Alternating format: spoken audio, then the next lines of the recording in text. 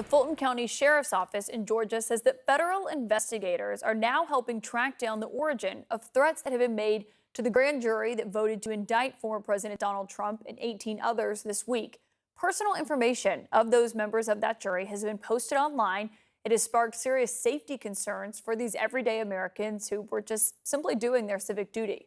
Officials are now also tracking threats against officials in Fulton County. They are also increasing security for the district attorney there, Fonnie Willis.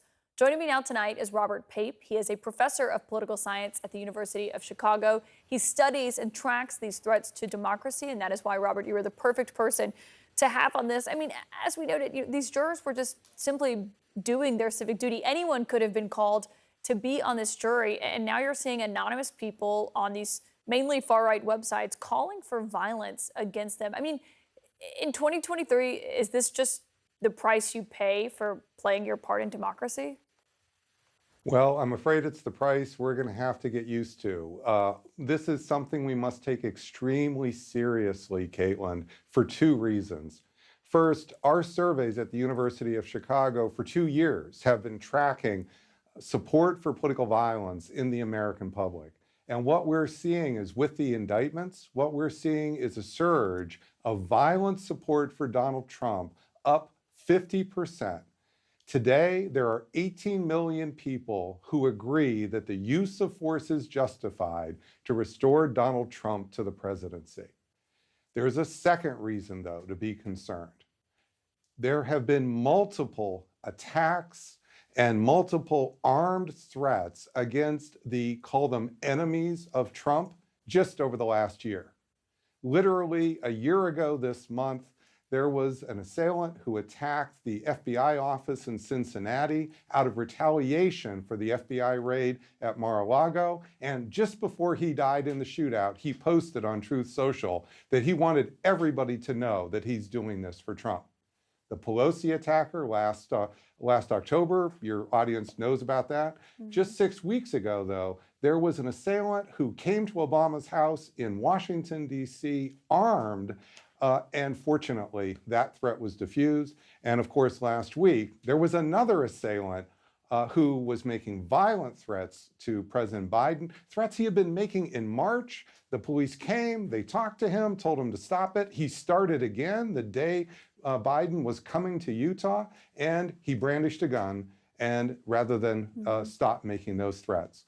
We need to see that the combination of the rising sentiments, violent sentiments for Trump that these indictments are triggering, and the existing pattern we already have of lethal violence against the enemies of Trump, this really means we must take the threats to the jurors very seriously in Georgia and be prepared that this won't be over for the jurors, certainly not even when the trials are over. And clearly in Georgia, I mean, the FBI has been brought in.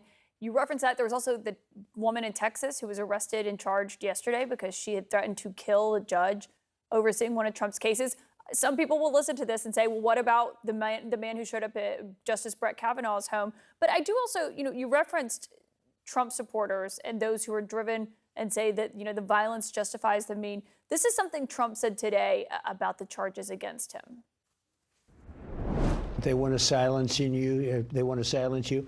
And they mean silence. They are, I think they're sick people. I think they are people that have no idea how the world works, and they have no idea the anger they cause. What impact do comments like that have on his supporters? This is inflammatory rhetoric, and this is exactly the kind of rhetoric that those attackers, the four I just mentioned, were steeped in before their attacks. But just important to know, Kaitlan, that if violent rhetoric can encourage political violence, calming rhetoric can also discourage it.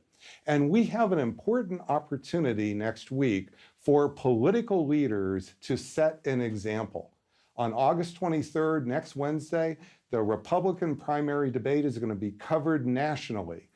Every person on that stage should be asked to stand up and stand together against violent threats, whether they come from the right or the left, and specifically the threats we're now seeing surging against the jurors in Georgia. And if they won't make that pledge to stand up to political violence, if it really is okay for Trump supporters to essentially threaten to assassinate those jurors, they should be called into account. Why is that okay? We'll see if they are indeed asked that and what they have to say about it. Obviously, it's not an issue that's going away. Robert Pape, thank you for joining us with your expertise tonight. Thank you.